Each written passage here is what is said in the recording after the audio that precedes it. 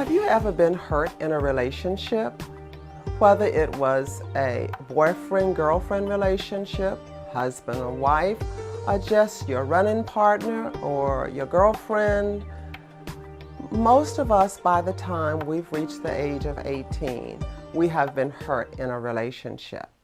Hello, my name is Dr. Carolyn T. Long, and I am a therapist, minister, author, and consultant.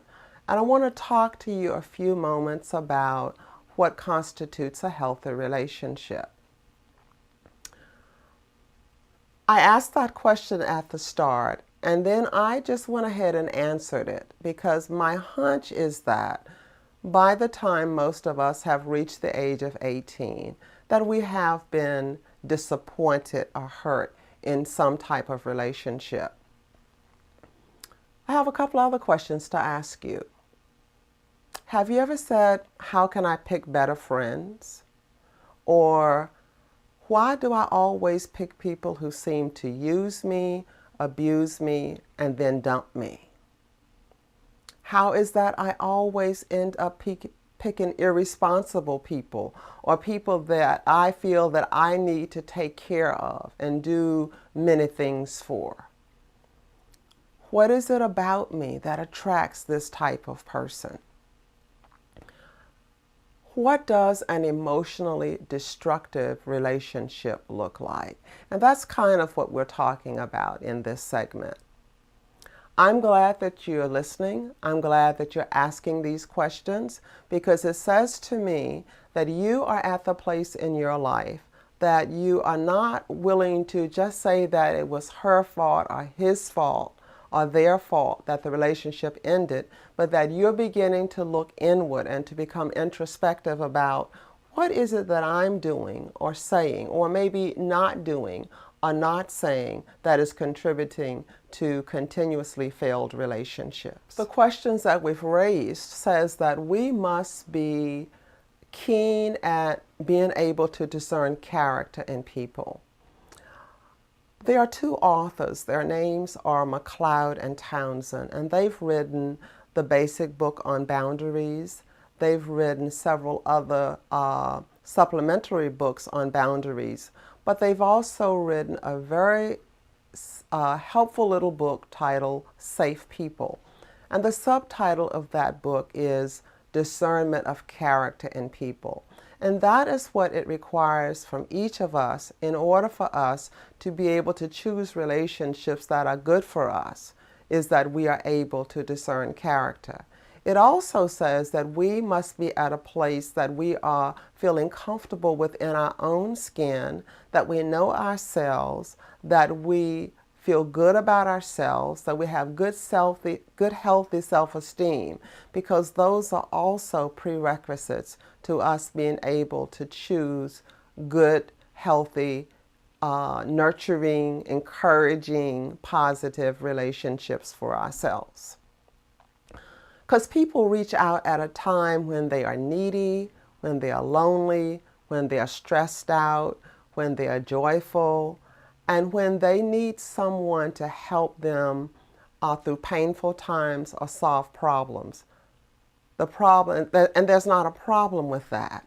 The problem comes in us choosing the wrong people to bring into that circle when we are needing to have people to relate to.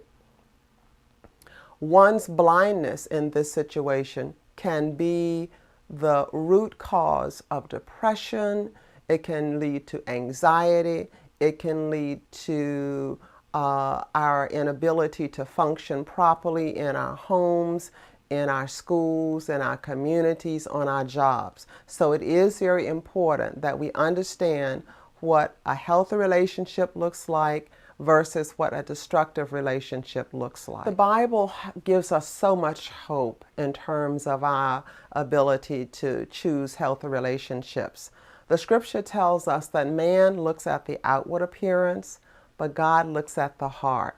And so hopefully that's going to be the first step that each one of us will begin to take when we are forming and reaching out and attempting to connect with people, that we look at a person's heart, or that we ask God to show me that person's heart and wait for God to give you an answer about that person's heart. A last question I want to raise to you today is, are you open to audit or are you open to inspection? Remember I said that the title of that little book is Safe People, and it talks about, are there people that are safe for you? If you're not open to audit or to inspection, then it may be that you may not be safe for others. So the goal is that you will choose safe people for you to be in relationship with, as well as the fact that you will become a safe person for others to be around. Matthew 22, verses 37 through 40 talks about that we should love the Lord our God with all of our heart, with all of our mind, with all of our soul, and with all of our strength. And the second commandment is like unto the first. He said that we are to love our neighbors as we love ourselves.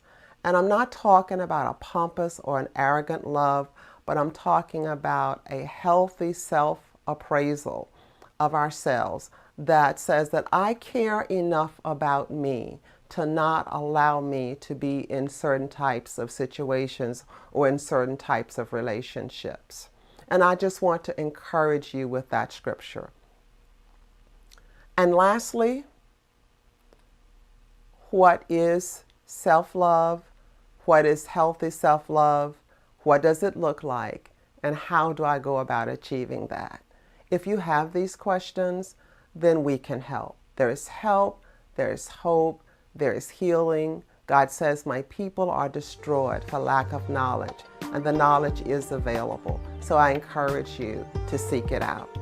Notice the contact information at the bottom of the screen and let us hear from you. Thank you for listening.